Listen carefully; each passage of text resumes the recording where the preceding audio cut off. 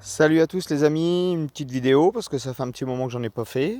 Donc tout d'abord je tiens à vous remercier parce que ma chaîne est arrivée à l'heure actuelle à 115 abonnés. Donc pour une petite chaîne sans prétention, je suis agréablement surpris. Et en plus il y a du partage, il y a tout ça. Voilà, donc encore merci pour tout. Je voulais vous faire une petite vidéo un petit peu de pêle-mêle de certaines choses à faire en cette période de l'année. On est le 22 septembre, bon là on a encore la chance, il fait 25-26 degrés.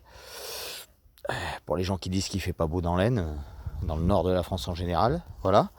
Alors vous voyez là pour l'hiver, alors ça c'est ma toute première butte, hein, qui a maintenant 4 ans. Donc je vous avais expliqué un peu le principe de la butte. Pour ceux qui ont des questions, n'hésitez pas à m'envoyer des petits messages, à laisser des messages sur la chaîne. Alors voilà, vous voyez, cette butte là elle est prête pour l'hiver.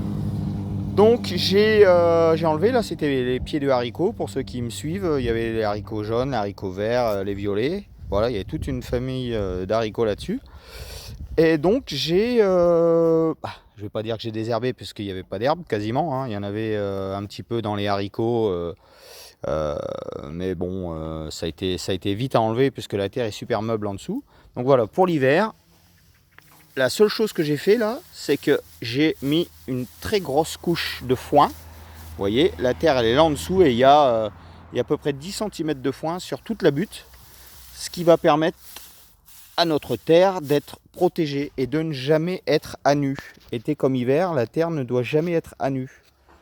Ce qui permet de garder toutes les valeurs de la terre et puis qu'elle ne subisse pas la sécheresse ou le trop de flotte, l'érosion, enfin tout. Voilà. Le fait de mettre beaucoup de foin, ça nous donne, en plus c'est assez joli, vous voyez.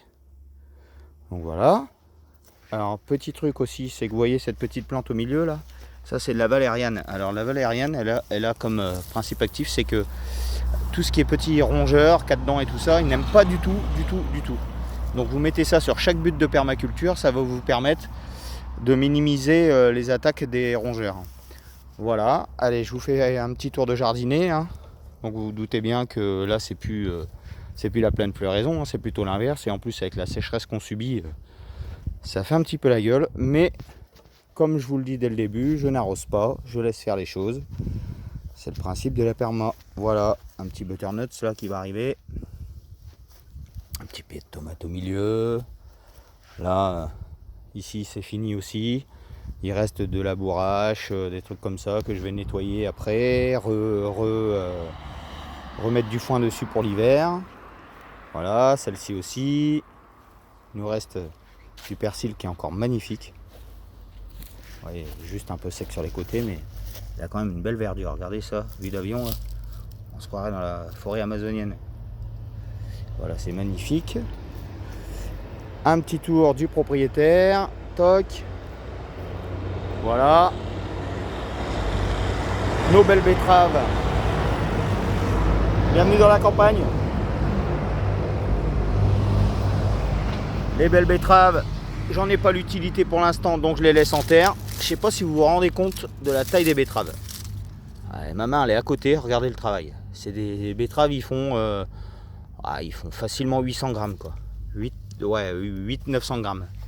Voilà, vous avez vu, hein, il y en a plein partout. Hop, elles sont jolies comme tout.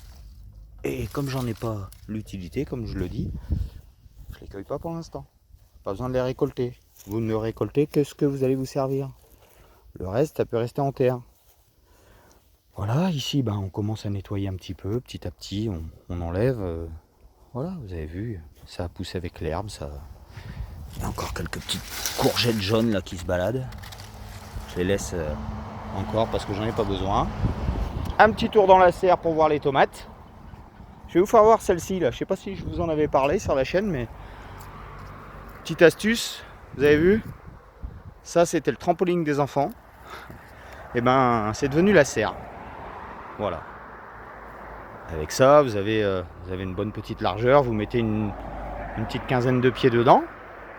Voilà. Avec différentes variétés, hein.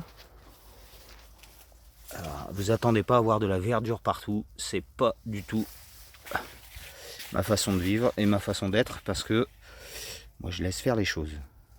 Voilà.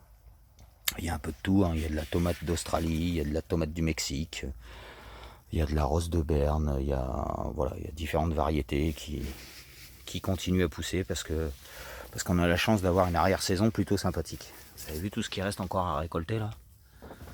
Voilà. Le petit bassin. Sympathique. Encore une butte qui est prête là, vous voyez? Elle est prête pour l'hiver. C'est juste protégé. Voilà. Allez, on va faire un petit tour.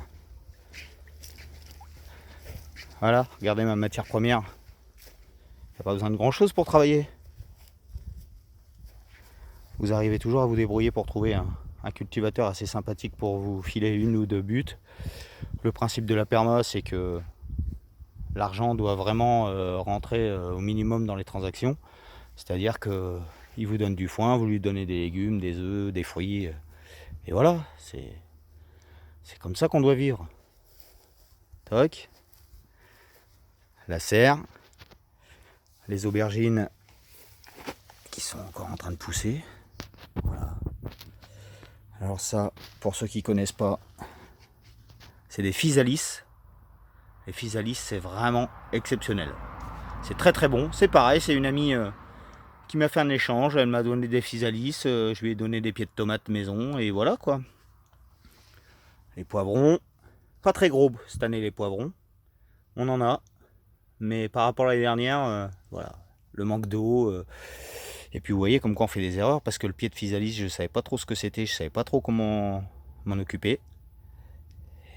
Et en fait, ça prend beaucoup de place. Énormément de place. Et du coup, ça a un peu étouffé mes pieds de poivron. Voilà. Les tomates, hein, toujours à récolter encore et encore et encore et encore. Les tomates cerises, on a tout ça, quoi. Et la récolte continue. Le tout, c'est si vous avez des serres, surtout le soir, faut fermer. Hein. Regardez ça, les tomates cerises. Je ne sais pas combien de kilos j'ai récupéré sur ces pieds de tomates cerises, mais c'est vraiment exceptionnel cette année. Exceptionnel, c'est la perma, ça marche très très bien, mais alors cette année, ça a vraiment vraiment bien fonctionné au niveau tomates et surtout sur l'arrière-saison, quoi. Bon bah voilà les amis, un petit tour du proprio, et puis n'hésitez pas à partager. Allez, une petite dernière, ça c'est que là, c'est là, pardon, que tout part, parce que c'est toutes mes graines là-dedans, vous voyez. Un petit coffre-fort. Voilà les amis, cette fois-ci c'est la bonne. Jardinez bien, profitez du soleil pour une très belle journée d'automne, c'est magnifique. A très bientôt, ciao ciao les amis permapotes, salut.